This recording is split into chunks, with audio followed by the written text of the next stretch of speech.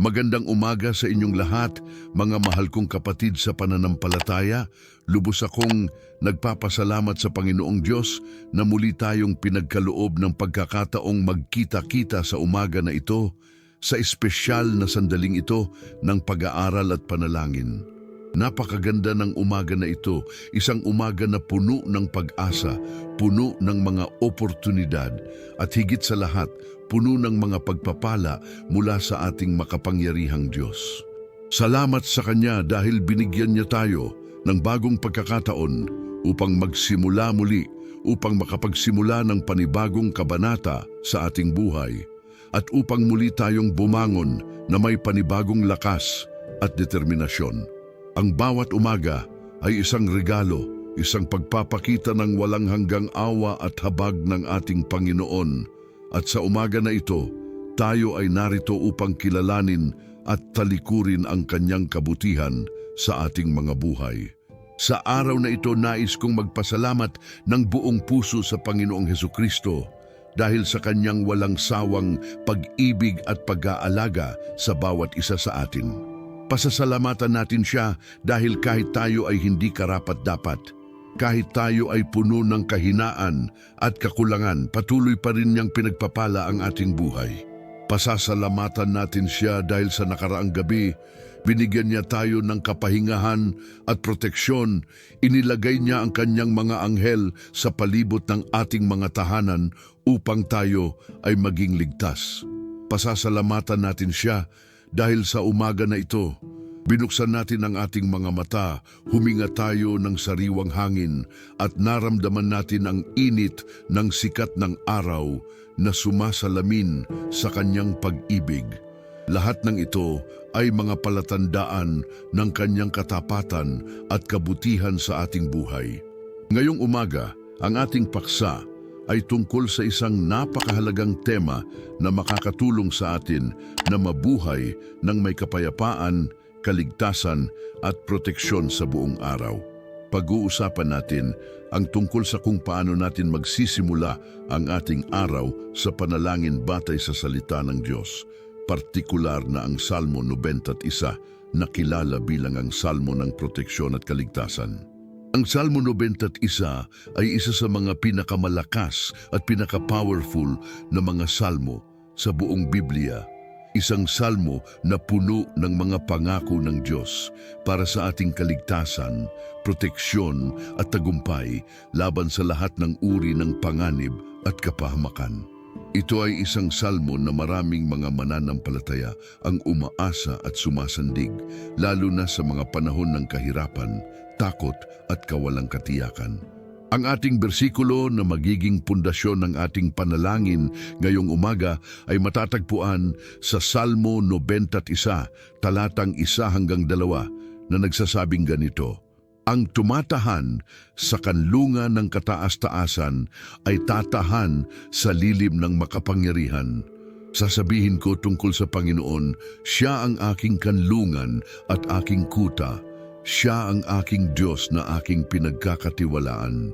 Mga kapatid, napakaganda ng bersikulo na ito dahil ito ay nagsasalaysay ng isang relasyon, isang malalim na koneksyon sa pagitan natin at ng ating Panginoon.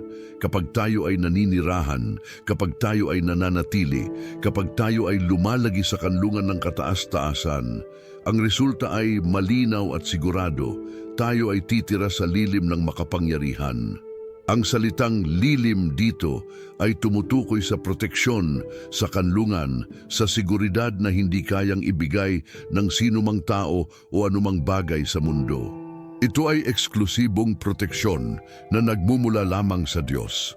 Kaya ngayong umaga, habang tayo ay nagsisimula ng ating araw, nais kong anyayahan kayong lahat na makiisa sa akin sa panalangin ito. Huwag lamang kayong makinig, kundi makiisa rin kayo sa puso at isipan. Hayaang ang bawat salita na ating sasambitin ay maging salita rin ng inyong puso. Kung kayo ay nanood man o nakikinig sa pamamagitan ng inyong mga telepono, computer o anumang gadget, nais kong hilingin sa inyo na sa loob ng susunod na 30 o 40 minuto, Maglaan kayo ng inyong buong atensyon sa Panginoon. Patayin ang lahat ng distractions, iwaksi ang lahat ng mga alalahanin at talikuran ang lahat ng mga bagay na humahatak sa inyong atensyon palayo sa Diyos. Ito ay isang espesyal na oras, isang banal na sandali kung saan tayo ay magtatayo ng koneksyon sa Diyos. At sigurado akong sa sandaling ito, siya ay naghihintay upang marinig ang ating mga puso at sagutin ang ating mga panalangin. Kaya ngayon, habang tayo ay naghahanda na magsimula ng ating panalangin, nais kong hikayatin kayong lahat na magbuksan ng inyong mga puso. Kung mayroon kayong mga kahilingan, mga pangangailangan, mga problema o mga alalahanin, dalhin ninyo ito ngayon sa presensya ng Diyos. Hayaan ninyong ang kanyang presensya ay pumasok sa inyong mga tahanan, sa inyong mga kwarto, sa inyong mga espasyo at gawing banal ang inyong umaga na ito. Magsimula tayo ng ating panalangin ngayon na may buong pagtitiwala na ang Diyos ay makikinig, magsasalita at kikilos para sa ating kabutihan. Handa na ba kayong lahat? Kung oo, magsimula na tayo at lumapit sa trono ng biyaya ng ating Panginoon. Makapangyarihang Diyos, Amang mahal naming lahat, kami ay lumalapit ngayong umaga sa iyong trono ng biyaya na may buong paggalang, pagpipitagan at pagmamahal. Ikaw ang Diyos na walang katulad, walang kapantay at walang kahati sa kadakilaan. Ikaw ang Alpha at Omega, ang simula at ang wakas, ang hari ng mga hari at ang Panginoon ng mga Panginoon. Kami ay yumuyukod sa iyong presensya ngayong umaga. Kinikilala na kami ay mga nilalang lamang na lubhang umaasa sa iyong awa at habag. Walang kami kung wala ka, at lahat ng mayroon kami ay nanggagaling lamang sa iyo. Kaya ngayong umaga, kami ay dumarating sa iyong harapan na may kamay na nakataas, puso na bukas, at espiritu na handang tumanggap ng lahat ng nais mong ibigay sa amin. Panginoong Diyos, lubos kaming nagpapasalamat sa iyo para sa umaga na ito. Salamat dahil muli kaming binigyan ng pagkakataong makita ang liwanag ng araw, maramdaman ang lamig ng umaga at marinig ang mga tunog ng kalikasan na kumakanta ng papuri sa iyo. Salamat dahil kagabi, sa dilim ng gabi, inilagay mo ang iyong mga anghel sa palibot namin upang kami ay maging ligtas mula sa lahat ng uri ng panganib. Salamat dahil sa buong gabi, hinihinga namin ang hangin na iyong ibinibigay. Ang aming mga puso ay patuloy na tumitibok dahil sa iyong kapangyarihan, at ang aming mga katawan ay nagpapahinga dahil sa iyong pag-aalaga. Salamat dahil walang masamang nangyari sa amin, walang sakuna, walang disgrasya, at walang anumang kapahamakan na dumating sa aming mga tahanan. Lahat ng ito ay patunay ng iyong walang hanggang pag-ibig at katapatan sa amin. Salamat din po, Panginoon, dahil sa nakaraang mga araw, linggo at buwan, patuloy mo kaming ginabayan. Sa kabila ng lahat ng hamon na aming hinarap, nandyan ka pa rin. Sa kabila ng lahat ng pagsubok na aming dinanas, hindi mo kami iniwan. Sa kabila ng lahat ng luha na aming ibinuhos, pinunasan mo ang bawat isa sa mga iyon at binigyan mo kami ng pag-asa. Salamat dahil sa bawat paghihirap, may kasama kaming aral. Sa bawat pagkakamali, may kasama kaming pagkakataong magsimula muli. At sa bawat pagkabigo, may kasama kaming pangako na ang iyong biyaya ay sapat para sa amin. Ngayong umaga, Panginoong Diyos, kami ay kinikilala ang iyong presensya sa gitna namin. Naniniwala kami na hindi ito aksidente na kami ay narito ngayong umaga, nakikinig, nananalangin, at lumalakad sa espiritual na paglalakbay na ito. Ito ay resulta ng iyong tawag, ng iyong paghila sa aming mga puso at ng iyong nais na makipag-usap sa amin. Kaya kami ay bukas, Panginoon.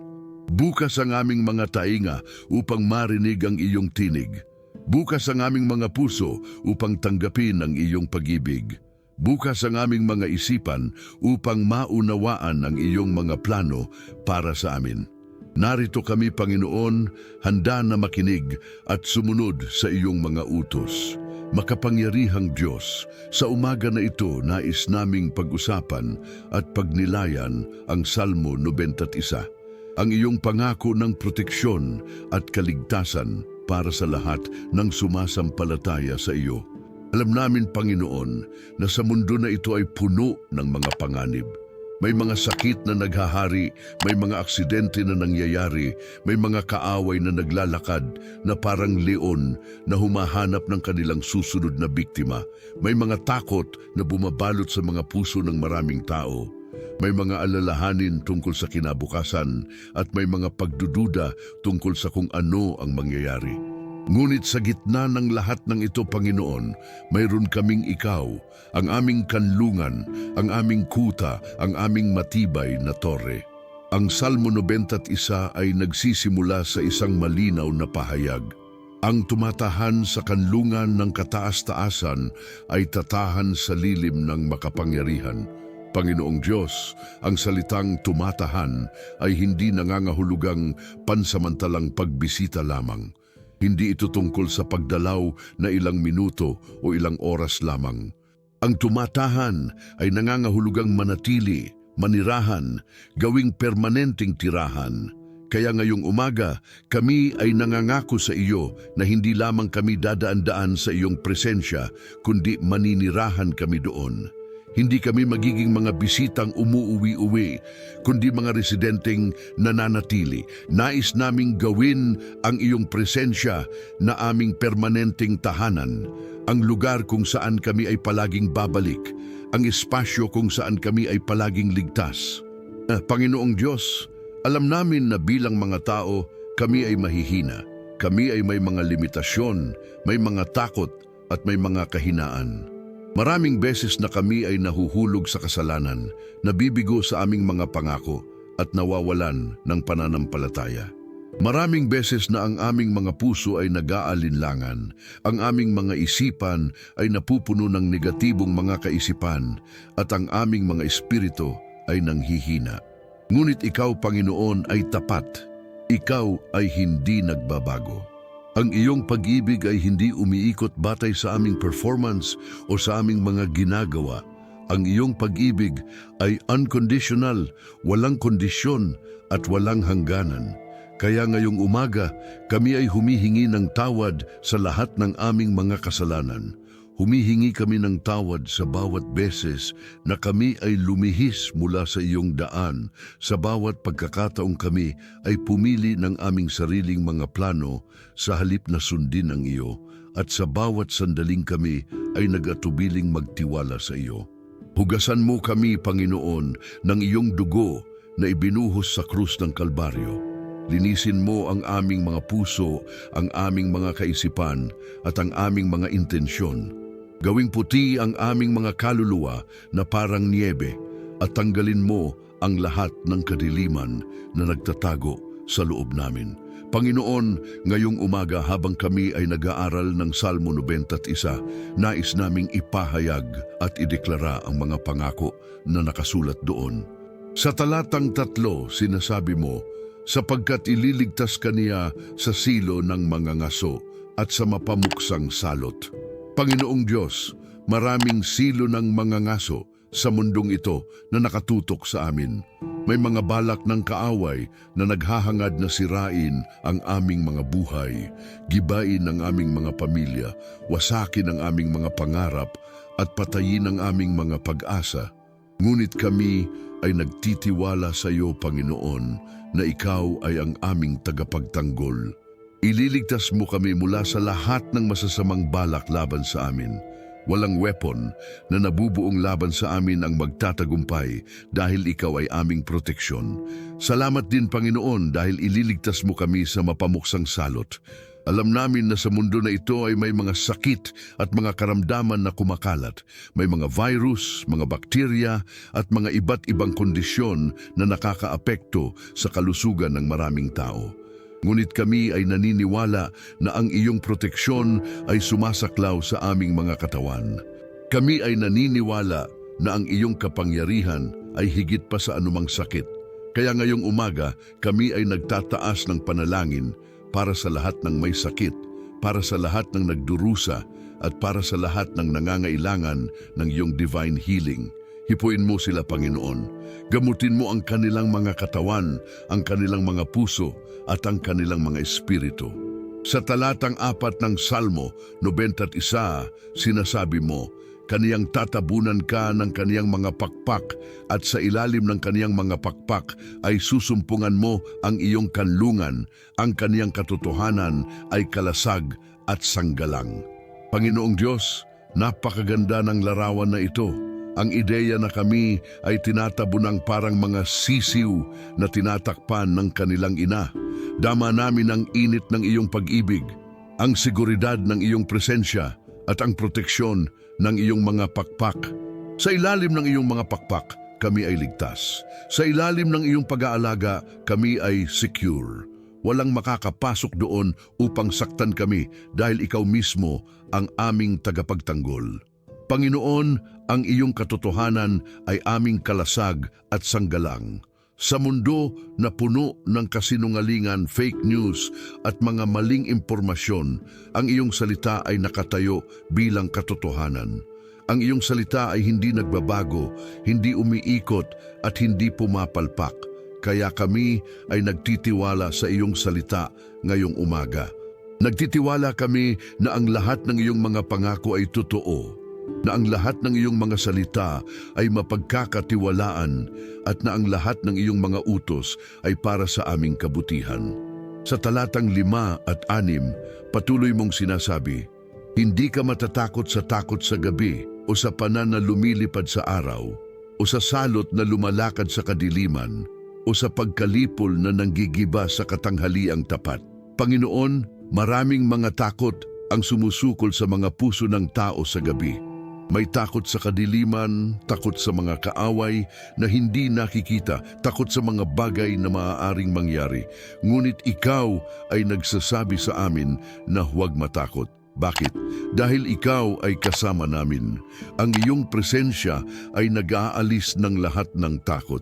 Ang iyong pag-ibig ay nagpapalayas ng lahat ng pangamba. Salamat din, Panginoon, dahil sa araw kami ay protektado mula sa pana na lumilipad. May mga atake ng kaaway na dumarating na hindi inaasahan. May mga pangyayari na biglaan, may mga problema na walang babala. Ngunit kahit sa gitna ng mga ito, kami ay protektado dahil kami ay nasa lilim ng makapangyarihan. Walang pana ang makakatama sa amin nang hindi pumasa sa iyong pahintulot. Walang sakuna ang makakaabot sa amin nang hindi ikaw ay aware. Panginoon, sa talatang 7, sinasabi mo, mabubuwal ang 1,000 sa iyong tabi at 10,000 sa iyong kanan, datapuat hindi lalapit sa iyo.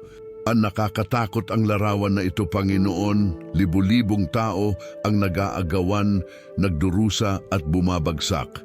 Ngunit sa gitna ng lahat ng kapahamakan na ito, ang mga sumasandaling sa iyo ay nakatayo pa rin. Bakit? Dahil mayroon silang espesyal na proteksyon na nagmumula sa iyo. Kaya ngayong umaga, Panginoon, kami ay nag-claim ng proteksyon na ito.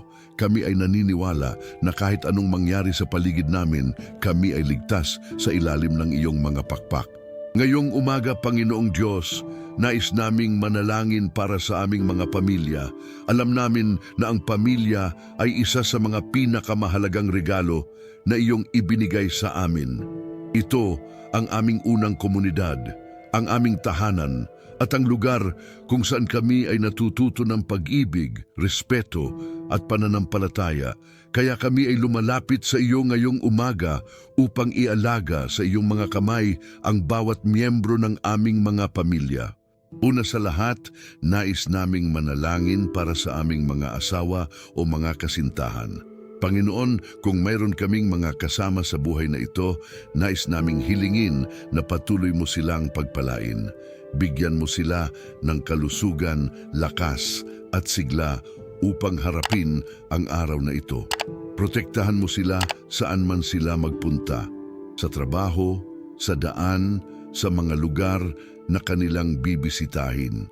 Bantayan mo ang kanilang paglalakad, ang kanilang pagsakay at ang kanilang pakikipag-ugnayan sa ibang tao. Gawing ligtas ang kanilang paglalakbay at dalhin mo silang muli sa amin ng buo at walang kapinsalaan. Manalangin din kami, Panginoon, para sa aming mga anak. Kung mayroon kaming mga anak, alam namin na sila ay mga regalo mula sa iyo. Sila ay mga biyaya na iyong ipinagkatiwala sa amin upang alagaan, gabayan at turuan. Kaya ngayong umaga, kami ay humihingi ng iyong divine protection para sa kanila. Protektahan mo sila mula sa lahat ng uri ng kapahamakan. Kung sila ay pupunta sa eskwelahan, bantayan mo sila sa daan. Kung sila ay mag-aaral, bigyan mo sila ng katalinuhan at pangunawa. Kung sila ay maglalaro, panatilihing ligtas at walang masamang mangyayari. Alisin mo sa kanila ang lahat ng mga masamang impluensya, ang mga kaibigan na maaaring humila sa kanila palayo sa iyo, ang mga aktibidad na maaaring makasakit sa kanilang kinabukasan, at ang mga desisyon na maaaring magdulot ng pagsisisi. Panginoon, manalangin din kami para sa aming mga magulang. Kung sila ay nabubuhay pa, nais naming magpasalamat sa iyo dahil sa kanila. Salamat sa kanilang sakripisyo, sa kanilang pagmamahal, at sa kanilang dedikasyon na palaguin kami. Ngayong kami ay mga adulto na, nais naming hilingin ang iyong special grace para sa kanila. Bigyan mo sila ng mahabang buhay, ng kalusugan at ng kapayapaan. Kung sila ay may sakit, gamutin mo sila. Kung sila ay nahihirapan sa pananalapi, magbigay ka ng provisyon. Kung sila ay nag-aalinlangan sa pananampalataya, palakasin mo ang kanilang relasyon sa iyo. Para naman sa mga magulang na sumakabilang buhay na, Panginoon, kami ay nagpapasalamat sa mga alaala at mga aral na kanilang iniwan sa amin. Panginoong Diyos, kami ay manalangin din para sa aming mga kapatid sa duguman o sa pananampalataya. Nawa ay pagpalain mo ang bawat isa sa kanila ayon sa kanilang mga pangangailangan. Kung may mga kapatid kami na hindi pa nakakakilala sa iyo, nawa ay buksan mo ang kanilang mga puso upang tanggapin ka. Kung may mga kapatid kami na lumalayo na sa iyo, nawa ay ibalik mo sila sa tamang landas. Kung may mga kapatid kami na may mga problema sa buhay, sa kasal, sa trabaho, sa kalusugan, nawa ay gumawa ka ng paraan upang masolusyonan ang mga ito. Panginoon, manalangin din kami para sa extended family namin, ang aming mga tito, tita, pinsan, lolo at lola. Nawa ay protektahan mo silang lahat. Nawa ay bigyan mo sila ng iyong peace na lampas sa lahat ng pangunawa. At sa mga pamilyang may mga hindi pagkakaunawaan, mga away o mga conflicts, kami ay humihingi ng iyong healing at restoration. Ibalik mo, Panginoon, ang pagkakaisa sa aming mga pamilya. Ngayong umaga, Panginoon, nais din naming manalangin para sa aming kalusugan. Alam namin na ang aming mga katawan ay templo ng Espiritu Santo at dapat naming alagaan ito. Kaya kami ay humihingi ng iyong divine healing at proteksyon sa aming pisikal na kalusugan. Kung mayroon kaming mga sakit ngayon, mataas na presyon, diabetes, sakit sa puso, arthritis o anumang kondisyon, kami ay humihingi ng iyong kamay na dumapo sa amin at gamutin kami. Sinasabi sa Isaias 43, talatang 25, Ako rin ang nagpapawi ng iyong mga pagsalangsang alang-alang sa aking sarili at hindi ko aalalahanin ang iyong mga kasalanan. Panginoon, kung ang iyong dugo ay makapagpapawi ng aming mga kasalanan, alam namin na ito rin ay makapagpapagaling ng aming mga katawan. Manalangin din kami, Panginoon, para sa aming mental at emotional health. Sa mundo na ito na puno ng stress, pressure at anxiety, maraming tao ang nagdurusa ng depression, loneliness at iba't ibang mental health issues. Kung kami ay isa sa kanila o kung may kakilala kaming nahihirapan, nais naming hilingin ang iyong peace. Sinasabi sa Juan 14, talatang 27, Kapayapaan ay iniwan ko sa inyo. Ang aking kapayapaan ay ibinibigay ko sa inyo. Hindi gaya ng ibinibigay ng sanglibutan, ay ibinibigay ko sa inyo. Huwag mabalisa ang inyong puso o matakot man. Panginoon, bigyan mo kami ng kapayapaang ito ngayong umaga. Panginoon, manalangin din kami para sa spiritual health namin. Nawa ay palakasin mo ang aming pananampalataya. Nawa ay palalimin mo ang aming relasyon sa iyo. Nawa ay gawing mas sensitibo ang aming mga espiritu sa iyong tinig. Alisin mo sa amin ang lahat ng spiritual attacks ng kaaway, ang pagdududa, ang temptasyon, at ang lahat ng bagay na naglalayong ihiwalay kami sa iyo. Makapangyarihang Diyos, kami ay manalangin din para sa liberasyon at kalayaan. Alam namin na maraming tao ang nakakulong sa iba't ibang uri ng bondage, addiction sa bisyo, sa gambling, sa pornography, sa drugs, sa alcohol. May mga taong nakulong sa bitterness, sa galit, sa paghihiganti, may mga taong nakulong sa takot, sa trauma ng nakaraan, at sa mga masakit na alaala. Panginoon, ngayong umaga, kami ay humihingi ng kalayaan para sa lahat ng mga ito. Sinasabi sa Juan 8:32, "At inyong makikilala ang katotohanan, at kayo'y palalalayahin ng katotohanan." Panginoon, ang iyong salita ay katotohanan. Kaya nawa ay palayain mo ang lahat ng mga nakakulong sa kadena ng kasalanan. Ngayong umaga, nais din naming manalangin para sa mga espesipikong sitwasyon sa aming buhay.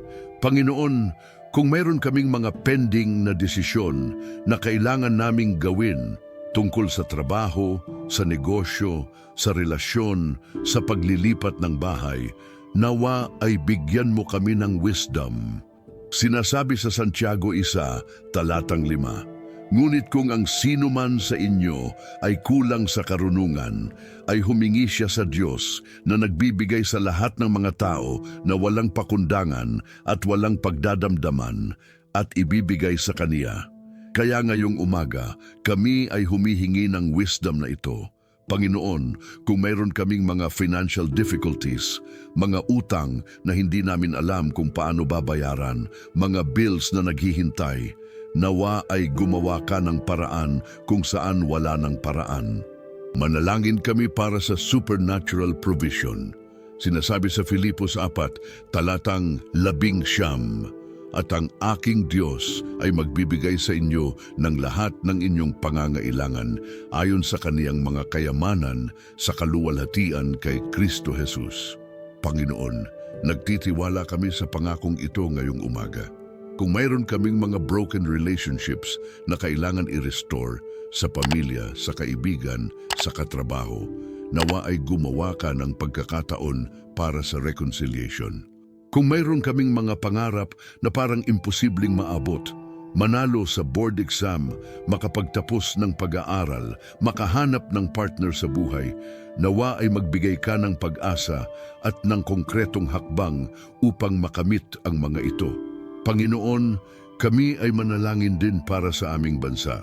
Alam namin na ang Pilipinas ay dumaan at dumaraan pa rin sa maraming hamon. Natural disasters, political unrest, economic challenges, at iba pa. Ngunit naniniwala kami na ikaw ay Diyos ng bansang ito. Kaya kami ay humihingi ng iyong intervention.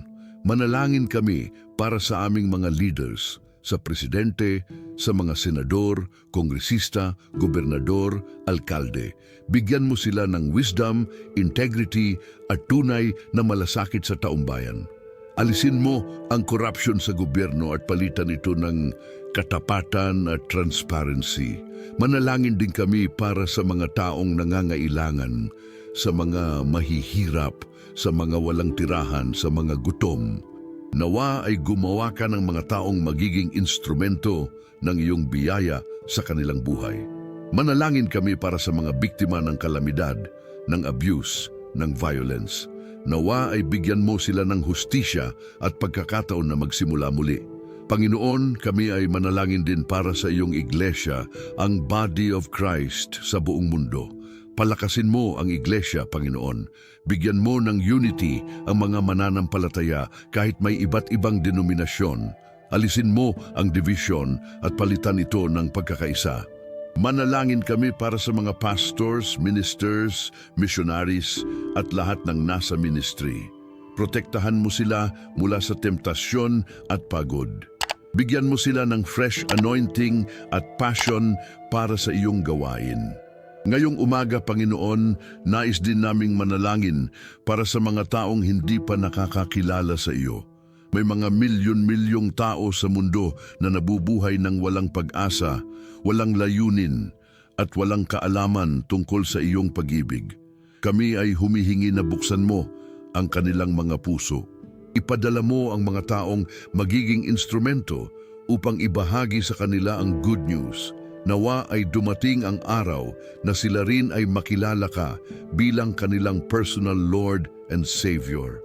Panginoon, manalangin din kami para sa komunidad ng channel na ito.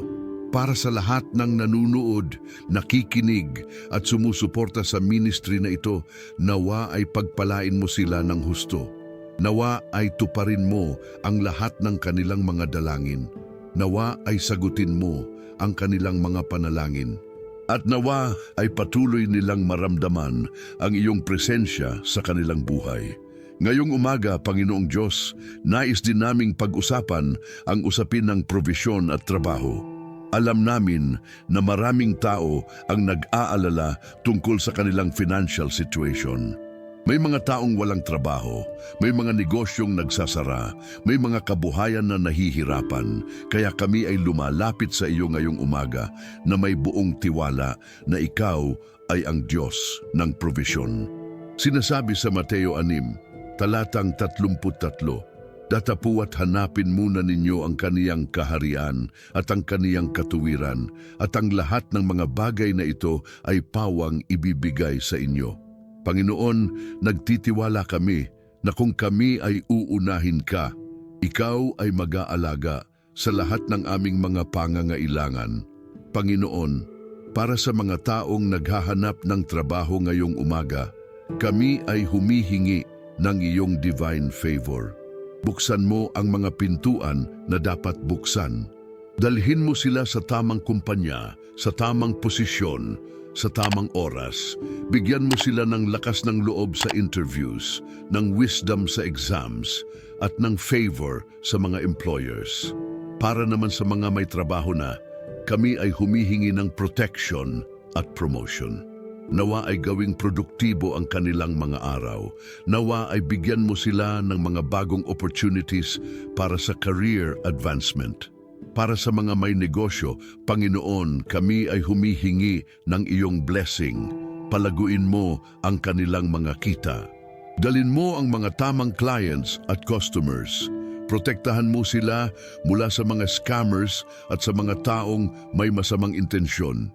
At bigyan mo sila ng wisdom sa pag-manage ng kanilang finances. Panginoong Diyos, manalangin din kami para sa wisdom sa paggamit ng pera.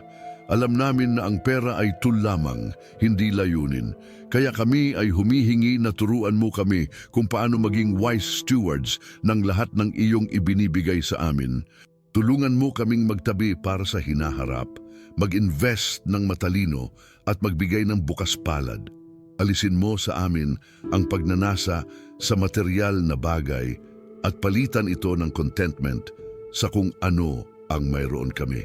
Ngayong umaga, Panginoong Diyos, nais din naming gumawa ng mga prophetic declarations batay sa iyong salita. Naniniwala kami na ang iyong salita ay buhay at epektibo, at kapag kami ay nag-declare ng iyong mga katotohanan, ang mga ito ay nangyayari. Kaya ngayong umaga, kami ay nagsisimula ng aming declarations dahil sinasabi sa Salmo 91, talatang 10, walang kasamaan na darating sa iyo o kahit anumang salot na lalapit sa iyong tolda.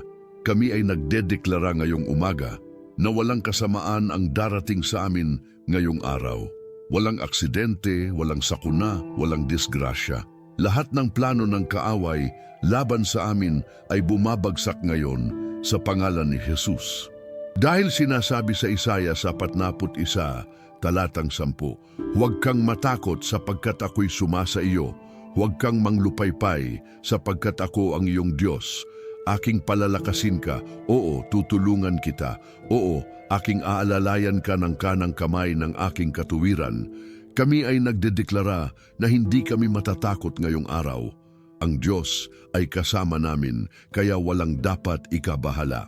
Dahil sinasabi sa Roma 8:27, at ating nalalaman na ang lahat ng mga bagay ay nagsasama-sama sa ikabubuti ng mga umiibig sa Diyos, sa makatuwid bagay ng mga tinawag ayon sa kaniyang pasiya. Kami ay nagdedeklara na lahat ng mangyayari ngayong araw, mabuti man o masama, ay magtutulak sa amin palapit sa iyong perfect will. Dahil sinasabi sa Filipos 4:13, lahat ng mga bagay ay aking magagawa sa pamamagitan niya na nagpapalakas sa akin. Kami ay nagdedeklara na kami ay may lakas na gawin ang lahat ng iniatas sa amin ngayong araw dahil si Kristo ang nagbibigay ng lakas.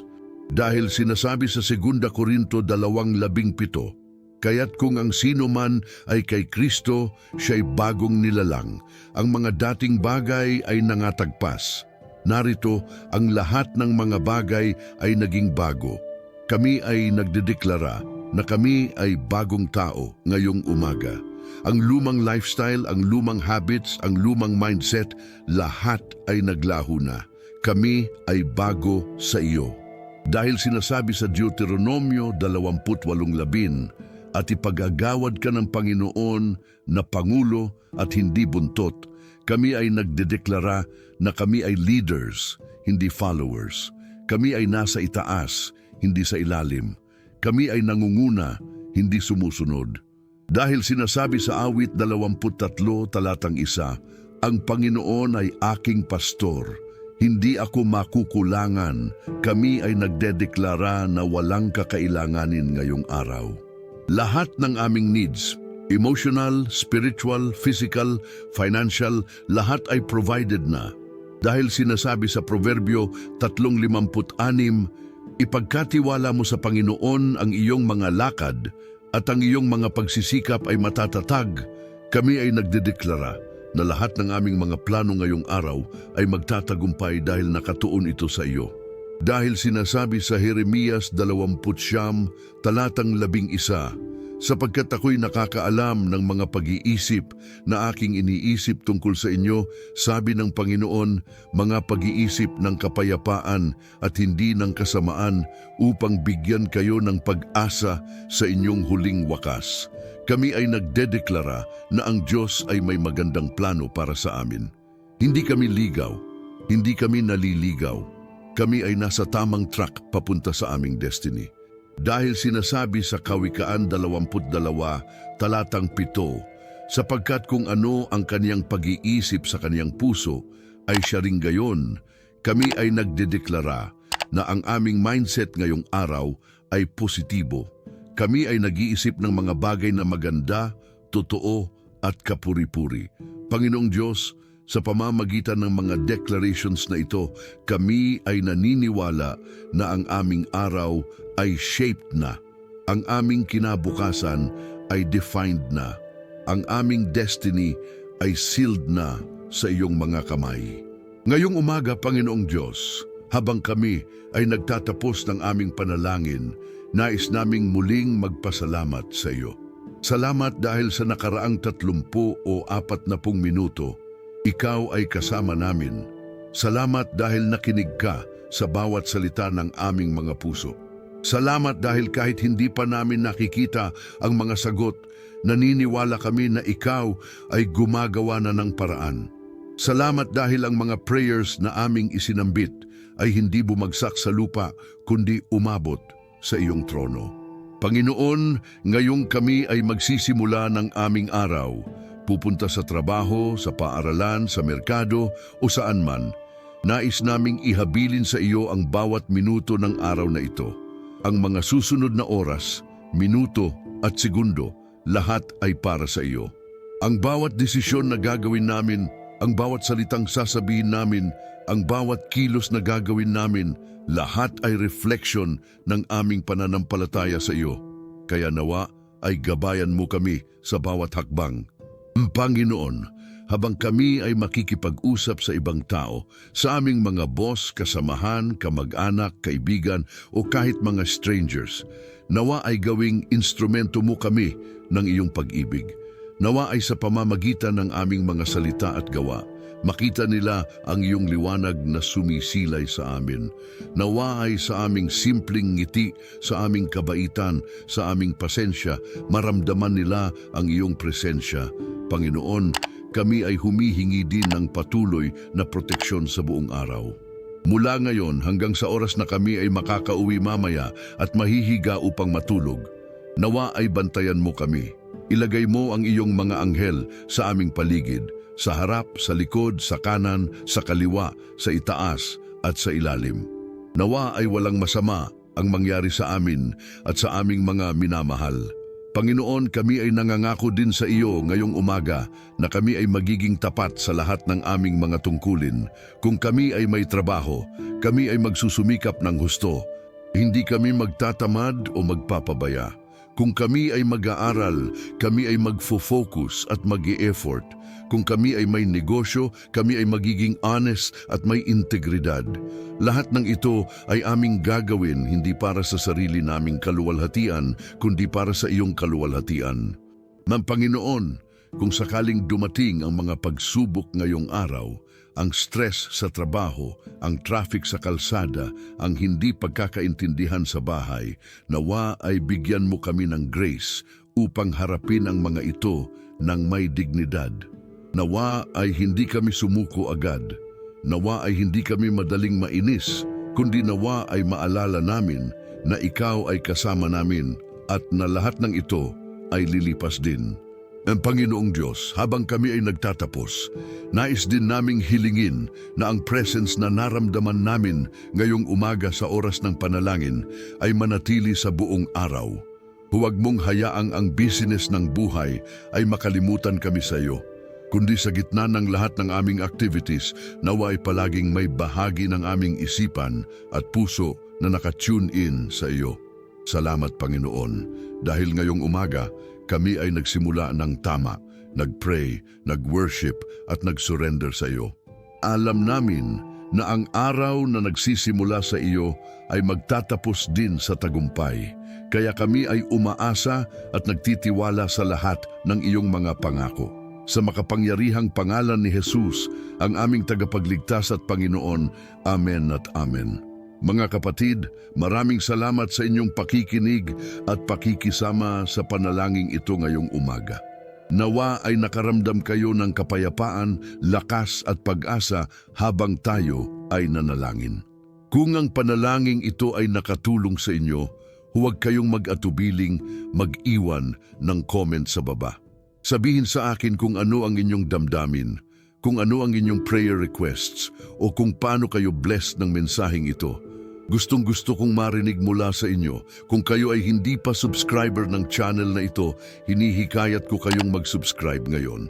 Pindutin ang subscribe button at i-click ang notification bell upang hindi kayo makakaligtaan ng mga susunod pang panalangin at inspirational messages na aming ibibahagi. Ang channel na ito ay nag-e-exist upang magbigay ng espiritual na pagkain sa inyong mga kaluluwa at sa pamamagitan ng inyong subscription, kayo ay bahagi ng growing community ng mga believers na nagkakaisa sa panalangin. Nawa ay pagpalain kayo ng Panginoon sa buong araw na ito. Nawa ay ang kanyang mukha ay sumilay sa inyo. Nawa ay ibigay niya sa inyo ang kapayapaan. At nawa ay sa lahat ng inyong gagawin, siya ay kasama ninyo. Hanggang sa muli, magpakabait, maging mabuti at patuloy na magtiwala sa Diyos. Paalam at Diyos ay sumainyo.